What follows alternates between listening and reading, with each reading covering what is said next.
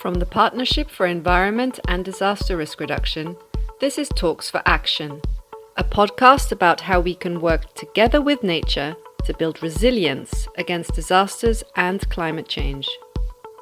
Talks for Action will bring you on a journey to highlight how nature is playing an important role from the climate talks at COP26 in Glasgow last year to the Global Platform for Disaster Risk Reduction in 2022.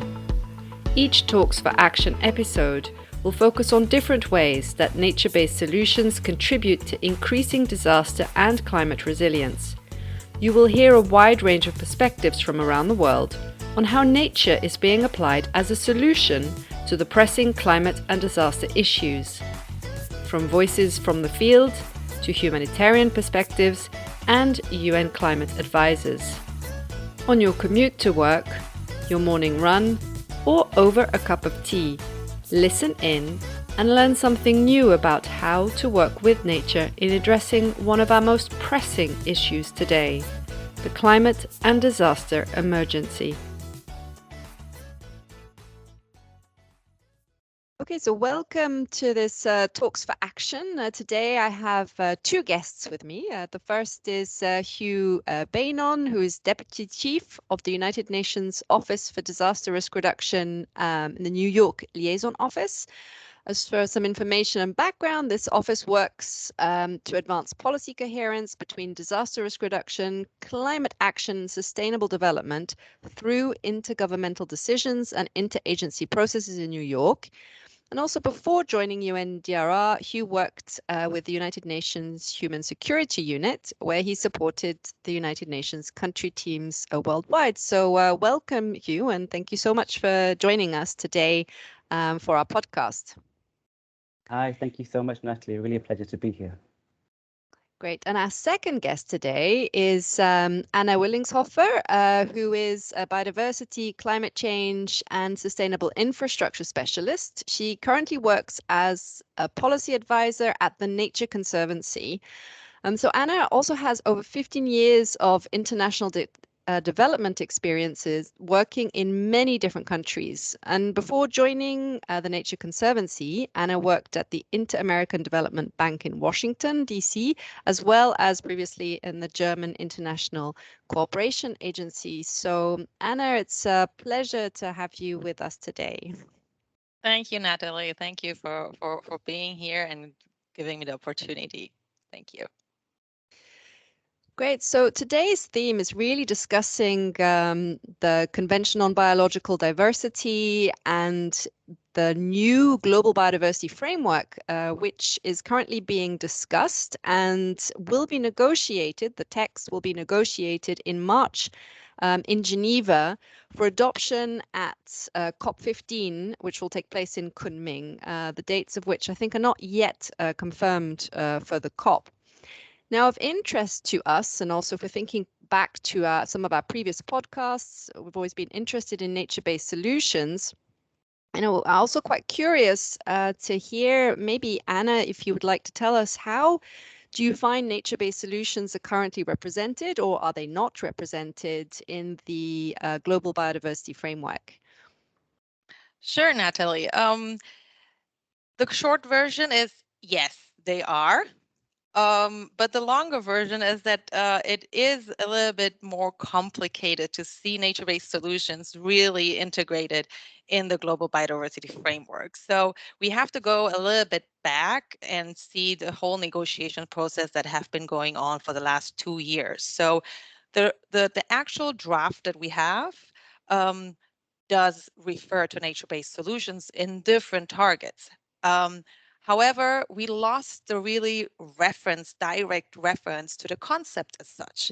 We had some previous draft documents of the GBF, which actually did talk about nature-based solutions as such. Right now, we do have those references, but not for the concept as we know it right now. Why? Because it has been a very long discussion between the biodiversity and conservation community about what nature-based solutions really are. So there is not an agreement on the concept yet. So what we saw is on the previous drafts that we had the mention of nature-based solutions in the same time that we heard about ecosystem-based approaches.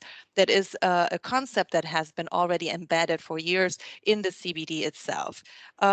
And then we have one of the drafts that just made reference to ecosystem-based approaches. That is actually the draft that we are negotiating right now. However, you see that there are discussion going on. So in October, we had our first part of the COP. So because of COVID, we are running late and we divided the COP. So we just had a first part of the COP. And a statement came out of that COP that only in a footnote had NBS reference to, but also saying that ecosystem-based approach is the same as nature-based solutions. That is kind of contradictory because on the draft right now, we have a glossary that does define nature-based solution as a more broader approach.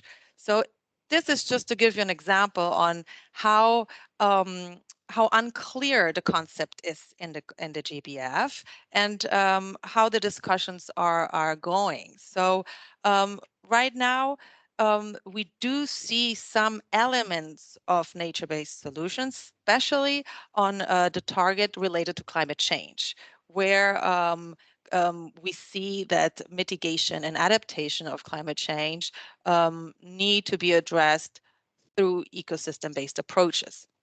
There, unfortunately, the NBS concept has been taken out. So there's a huge discussion right now in the international community to see what do we want to see in that draft, right?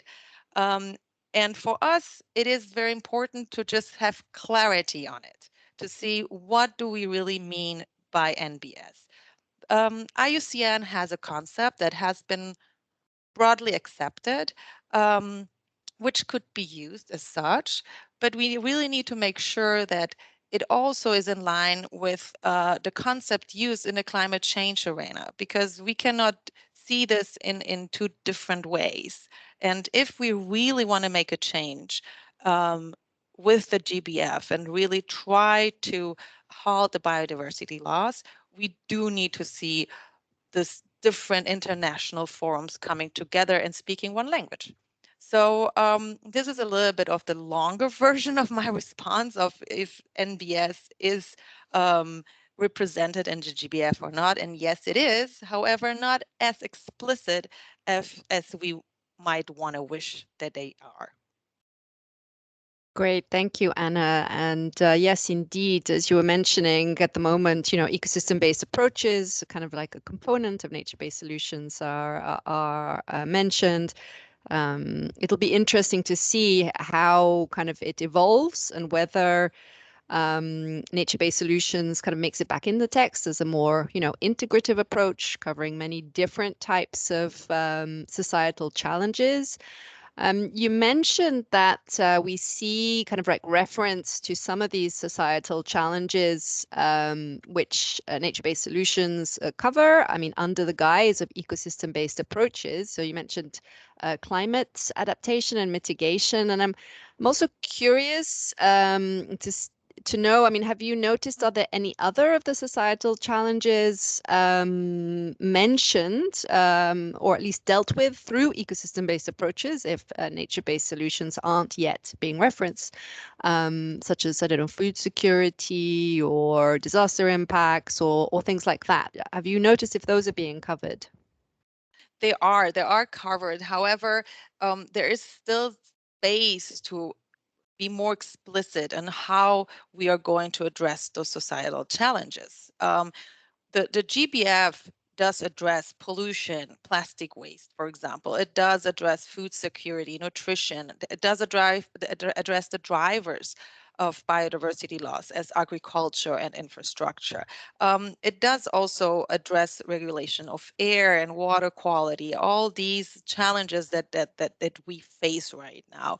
And health is also in there. However, as I said before, we lost in those in this negotiations and the previous versions of the draft some of that nature-based solutions references. So we had it referenced there in relation to in relation to pollution and in relation to regulation of air and water as such. But right now it has been taken out. So the only really target that talks about ecosystem-based approaches as such is the climate change and adaptation mitigation target. However, there is space, as I said, to see and look into the targets again and make it kind of a cross-cutting issue that NBS is a way to really implement the targets once the GBF is adopted as such.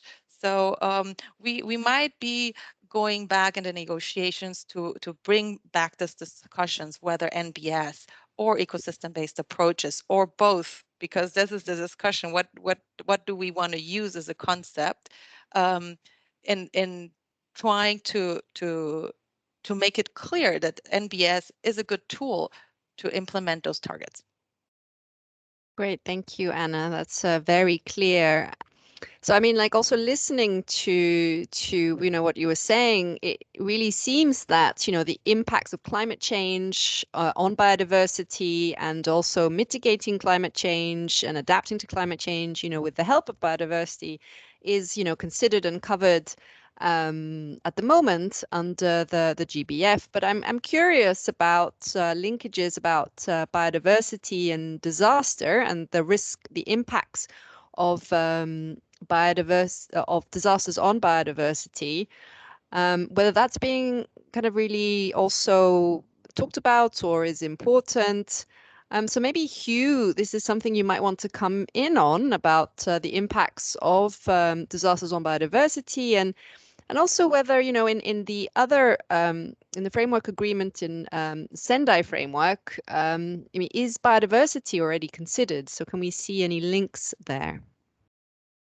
Yes, thank you, Nathalie. A really great question. And I think I'll have to start with an apology on concepts and terminologies. I'm guaranteed that I am going to use the term biodiversity, nature-based solutions, and ecosystems approaches interchangeably. So couldn't agree more on the importance of speaking with one language on this one. So please forgive me. But I think first, to answer that question, is to go to what we mean by risk and risk reduction. I think that's another concept that is not always well understood and misinterpreted quite often. So to avoid being too academic, but risk is really determined by four factors. First is the type of hazards that people and communities experience. Second is the exposure of people and their assets to those hazards.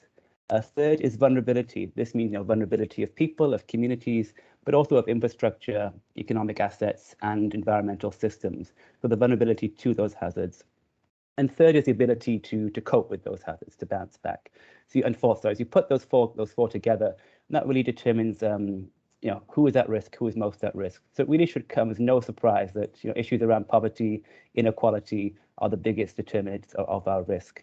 So while we say that the hazard is natural, risk is far from natural. A risk is being created through decades, if not centuries, of risk-blind policies and investments, and even our everyday actions as individuals. So we have created the risk we face today. And when I say we, I don't mean any particular government, any particular organization. I mean, we as individuals. And I think we really think about how the risk that we create will manifest in the future. And especially today, we're seeing with COVID-19 and the climate crisis that risk is truly systemic and transboundary in nature. There's risk embedded within all our economic, social, and environmental systems. And we've seen that in the way that the COVID-19, which is predominantly a health issue, has cascaded to become an economic and a social really disaster. But I think one of the most clear and evident ways that we as humans have created risk is in the way that we've treated nature and destroyed nature, I think, over decades and centuries. The impacts of degradation of the environment, of misuse of natural resources, poor land management, destruction of biodiversity. These are major drivers of disaster risk. They create that exposure and vulnerability to disasters. And also more specifically, I think human activity has really destroyed parts of nature that protected us from disasters, be it mangroves, coral reefs, other natural barriers like that. Deforestation has really increased vulnerability to landslides and drought and so forth. So in a way that we've also destroyed nature, nature can also be our friend in reducing risk. And I think key to disaster risk reduction is the application of nature-based solutions in reforestation, in protecting coastal natural defenses and so forth. So in short, yes, biodiversity and disaster risk reduction really are inherently interlinked, and that's clear in the Sendai framework. The Sendai framework really talks about systemic risk. We're not looking hazard by hazard or sector by sector. We really need to mainstream risk across all our work in all different sectors. And the framework applies to all different types of hazards, from environmental, technological, biological, and also the classic natural hazards, if you want to say that. And it's really embedded throughout the Sendai framework. The framework has 4 priorities, and 3 of those have a strong focus on biodiversity, or I should say, on nature-based solutions. The first is around understanding risk. To be able to reduce and manage your risk, you really need to understand the risk that you're facing. And this really means that decisions that made in the public sector, private sector, and by communities, individuals, need to be based on an understanding of risk, because too often decisions are made risk blind. So priority 1 of the Sendai framework really calls for disaster risk assessments at all scales, but including at the level of ecosystems. So to really assess risk across ecosystems. Priority 2 is about governance. I said that risk is systemic, so that means our approach to governance needs to be much more integrated, and you need that all of government and all of society approach. No sector can do that alone. And so within this is a strong call for ecosystem-based approaches, including transboundary approaches and shared resources, to be included in multi-sectoral risk governance. And a big part of that is developing national and local disaster risk reduction strategies. So using ecosystem-based approaches and using the power of nature within those strategies to help reduce risk. And that's something that UNDRR has worked on in the development of what's called a words into action on nature-based solutions. And we worked on that with many partners in the UN system, and how to use nature-based solutions and ecosystems within disaster risk governance. And so finally is priority 3, and this is really all about the money, which is obviously an important priority. But it's really about how the public and private sector allocate resource to risk reduction, but also how to change the way money is spent on a more systemic level, so that all investment decisions will include risk, and we'll really focus on the extent to which investments reduce rather than create risk. And here in priority 3, nature-based solutions is really key. The calls for additional financing for protection of ecosystems, for the better management of natural resources and ecosystems. And for more investment in the preservation of ecosystems in support of disaster risk reduction. So really, in short, biodiversity, risk reduction, inherently interlinked, and we need that coherence across both. Great. Thank you, Huw. I mean, I think it's really clear the way you've, showed us, and at least also in the Sendai framework, it's also quite clear those linkages, and the need to incorporate work around the environment. That is often, let's say, the purview of environmental ministries, which may not necessarily always be attached to the DRR ministries. And this is kind of why I kind of cycle back to thinking about the conventional biological diversity, which often falls under the environmental ministries. And let's say at the moment, there's not a huge amount of emphasis in risk and risk reduction at the moment within the GBF. Which seems kind of key if we're going to create this coherence. So what would you see, Huw, as kind of helping to ensure a risk-deformed approach with the GBF, or how important do you think that would be? I think it's critically important. I think, as I mentioned, that the actions we take today are creating risks, for tomorrow, for future generations, and that way of thinking needs to be embedded in every intergovernmental agreement and every policy document. And there's hints of it in the Kunming Declaration. It recognizes interrelated crises that pose risk to the planet and to people, and that the ecosystem-based approaches can build that resilience. But there really is a need for a much stronger link and a much stronger call, and that call's already been made. Even at the General Assembly, there's been a recognition in resolutions on DRR of the linkage between biodiversity and disaster risk reduction. But I think there's really a need to cement that link in the next biodiversity framework, for it to be risk informed, to have a strong call for concrete actions on how protection of biodiversity and nature-based solutions can be used for disaster risk reduction. And we're seeing it now. It's really at the top of the intergovernmental agenda, with the Secretary General, the report on our common agenda, which member states are currently deliberating at the General Assembly.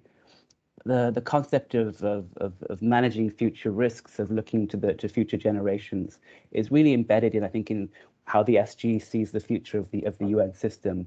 And really key to that is, if we don't have strong ecosystems, we don't have functioning natural systems, we're really creating risk for future generations. We've already started creating that risk, but I think there needs to be a strong call in the next biodiversity framework to halt that creation of risk, and the role that ecosystem and nature-based solutions have in doing that, because otherwise I think the future would look quite bleak. Great, thank you, Huw. So seems there's still a bit of headway to do at the moment with in the next negotiations, thinking about clarifying terminology exactly to see what we want to see, and maybe ensuring that risk is taken into account also, so that we can achieve those targets, whatever they become, and that they're not undermined through disasters or further climate change or other things that we may not yet have taken into account. So I think, as a final question, once the global biodiversity is adopted, what do we kind of foresee at this point in time as the main challenge for implementation, not only by the biodiversity community, but different sectors? What do we think the implications are? I don't know, Anna, if you would like to. Sure. I think there are several challenges to the implementation right now. I think we are not there yet where we can say that the GBF gives very precise guidance on how to implement those 21 targets and that is four goals. However, we do recognize that nature-based solutions are a powerful tool to do and facilitate that cross-sectoral engagement that is so much needed at a national level. So I think what we have to be focusing on in the implementation phase is really try to build that capacity, that national capacity, to understand what nature-based solutions are, to see how we can do cost benefits analysis to make really the business case that nature-based solutions in the long term are the better choice. So we need guidance though from the CBD, and that should be embedded in this new GBF. And we're unfortunately not there yet. So for other sectors that are intrinsically related to the GBF, because we cannot just see the 21 targets only for the conservation sector.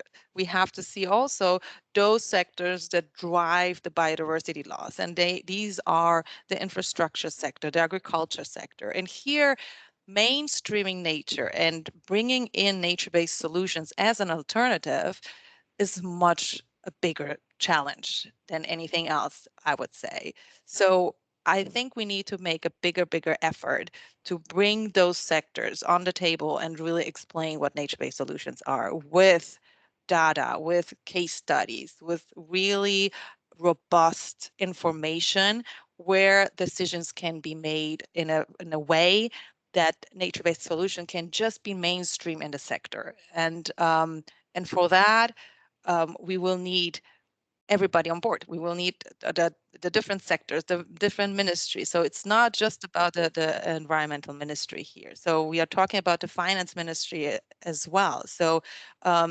mobilizing resource to do all of that is key to implement the Global Biodiversity Framework as well. So we really need to come up in these negotiations with also a roadmap on how to implement everything that we want to see in this GBF. Great, thank you, Anna. I don't know, Huw, if there's anything you'd like to add. Yes, no, thank you. I really couldn't agree more with what Anna said about, the powerful tool that nature-based solutions can be across sectors, and the importance of this cost-benefit analysis to show numbers speak. I think that's really important. I think really there's a need for a target within the biodiversity framework around risk reduction. But there are so many targets and indicators out there already, within the SDGs, within Paris, within the Sendai framework, and many others. You can look at the Samoa pathway for the SIDS. So drawing on, I think, what targets and indicators are out there, and to have that a shared, I think, monitoring and implementation framework would really help with that coherence. But I think to do that, I think Anna touched on some of the challenges, but I think one challenge is definitely around data and coherence around data collection and data analysis.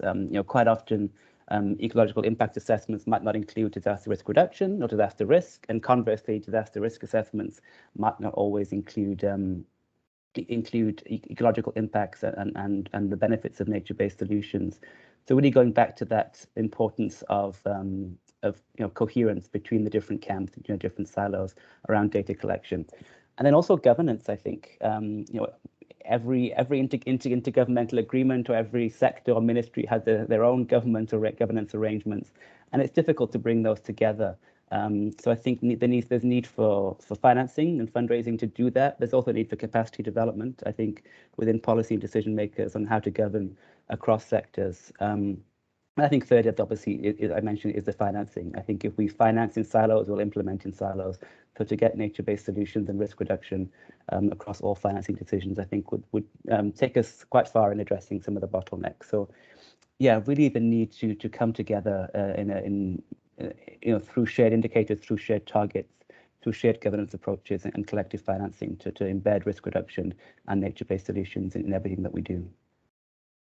Great, thank you very much, both. So, I think there's a lot of work ahead for everyone to be able to achieve the targets for the Global Biodiversity Framework, but also, the Sustainable Development Goals and everything. And I think it's clear from listening to both of you that, this requires a collaborative effort across all sectors, across all government departments, across just everything. To come up with an approach that is much more coherent and unified in a certain way. And so a nature-based solution seems to be like at least one way to help that, because it does cut across so many of the sectors, including, of course, other things. But anyway, Def, I think you've given us all a lot, to think about and for all of us to continue working on. And I'd just really like to thank you for your inputs today. And I know that we'll all be continuing to work on this up until Kunming. Thank you, Nathalie. Thank you for having me. Yes, likewise. Thank you so much, Nathalie. It's really a pleasure. Thank you, Anna. Thank you. You've just listened to Talks for Action, a podcast brought to you by the Partnership for Environment and Disaster Risk Reduction. If you are interested in learning more about nature-based solutions for disaster and climate resilience, please follow our free online course on www.pedr.org/MOOC. I repeat, www.pedr.org/MOOC. Until next month for the next episode, stay tuned.